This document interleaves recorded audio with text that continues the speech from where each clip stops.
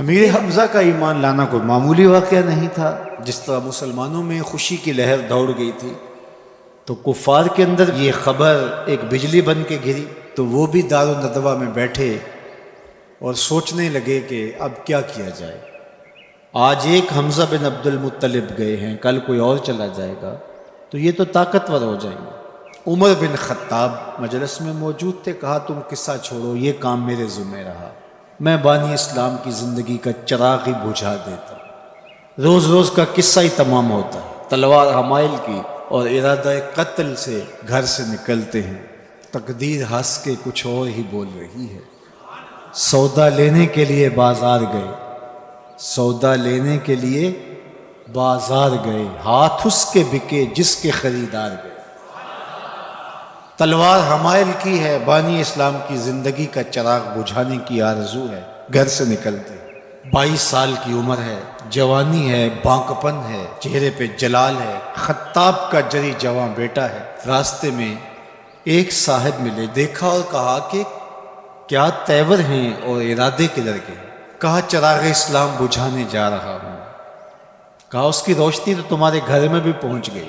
پوچھا کیا ماجرا ہے؟ کہا تمہاری بہن فاطمہ بنت خطاب اور تمہارے بہنوئی سعید وہ بھی اس آقا کے غلام بن گئے۔ بس غصے میں بہن کے گھر پہنچتے ہیں اور دروازے کو دستک دیتے ہیں۔ اندر قاری قرآن ان کو قرآن سکھا رہا ہے۔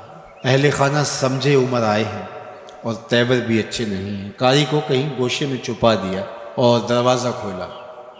دروازہ کھولنے کی دیر تھی کہ بہن پہ ٹوٹ پڑے، مار دھاڑ شروع کر دی۔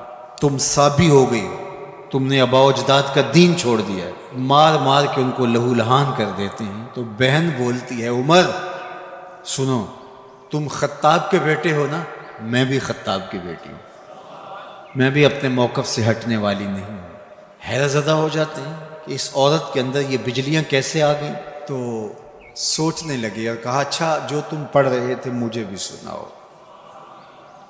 کہا تمہیں پہلے غسل کرنا ہوگا۔ عمر بدن دھو رہے ہیں، میرا رب دل دھو رہا ہے۔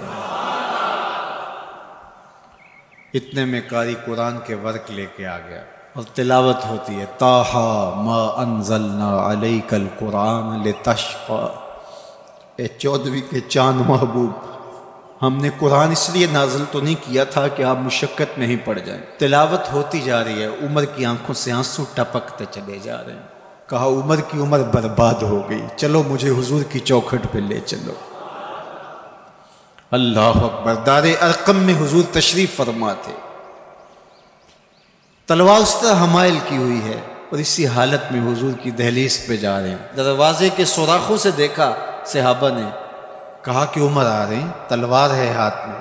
تو حضرت امیر حمزہ نے کہا گھبرانے کی ضرورت نہیں ہے، اگر ارادہ خیر سے آ رہے ہیں استقبال کریں گے، خوش آمدید کہیں گے، بٹھائیں گے، عزت دیں گے، اور اگر ارادہ اچھا نہیں ہے تو اسی کی تلوار سے اس کا سر کاٹیں گے۔ دروازہ کھلتا ہے، عمر حضور کے سامنے آ کے بیٹھتے ہیں اور میرے حضور کہتے ہیں عمر ابھی وہ وقت نہیں آیا کہ تم اسلام لے آؤ، اور یہی وقت تھا عمر کے اسلام لانے کا۔ حضرت عمر کلمہ پڑھتے ہیں اشہد ان لا الہ الا اللہ وحدہ لا شریک لہ واشہد ان محمدا عبدہ ورسولہ۔ جو ہی عمر کی زبان سے کلمے کی صدا سنتے ہیں صحابہ، اتنے زور سے اللہ اکبر بے ساختگی میں کہتے ہیں مکے کی گلیاں گونج اٹھتی ہیں۔ اللہ اکبر۔ اب ایمان لانے کے بعد جناب عمر حضور سے پوچھتے ہیں حضور ہم حق پہ نہیں ہیں؟ فرمایا ہم حق پہ ہیں، اللہ کا دین سچا نہیں ہے؟ کہا اللہ کا دین سچا ہے۔ کہا کہ آپ اللہ کے سچے رسول ہیں؟ فرمایا ہاں میں اللہ کا سچا رسول ہوں۔ تو کہا پھر ہم چھپ کے نمازیں کیوں پڑھیں، ہمیں صحن حرم میں جانا ہوگا۔ مسلمانوں کی 2 صفیں بنتی ہیں، 20 افراد کی، ایک صف کی قیادت حضرت عمر کرتے ہیں، ایک صف کے آگے حضرت امیر حمزہ چلتے ہیں، درمیان میں میرے حضور ہیں، اور صحن حرم میں پہنچ کے رب کی نماز ادا کی جاتی ہے۔ حضرت عبداللہ ابن مسعود رضی اللہ تعالیٰ عنہ فرماتے ہیں عمر کا اسلام لانا